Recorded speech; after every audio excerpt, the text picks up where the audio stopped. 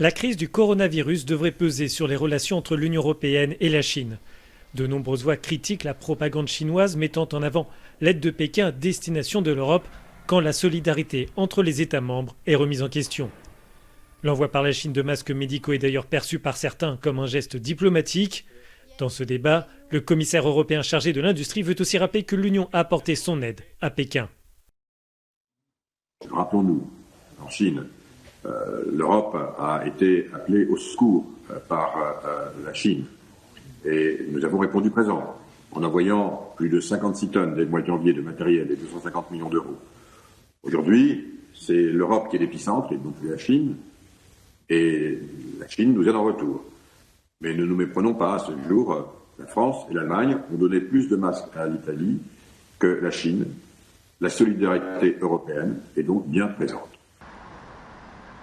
Depuis le début de l'épidémie de coronavirus démarrée en Chine, des eurodéputés réclament davantage de protection et une meilleure surveillance. L'Union et Pékin devraient en effet signer cette année un accord d'investissement.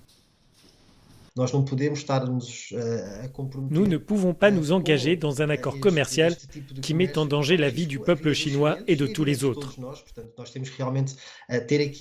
Nous devons avoir une position ferme dans ces négociations, de façon constructive, pour convaincre le pays d'adopter des mesures de contrôle sanitaire qui protégeront tout le monde. Tout d'abord critique à l'encontre de la politique de générosité chinoise, le chef de la diplomatie européenne adopte désormais un ton plus conciliant.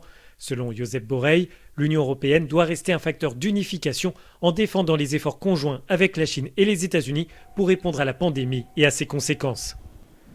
La santé du commerce international sera en effet un facteur crucial pour faire face à la crise économique qui s'annonce.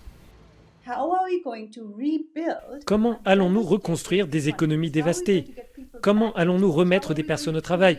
Comment allons-nous créer des emplois? Comment allons-nous reconstruire la vie des gens?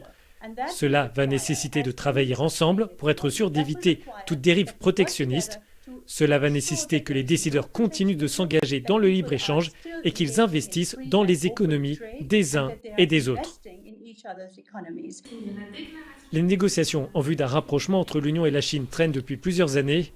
La précédente Commission européenne présentait Pékin comme un rival systémique.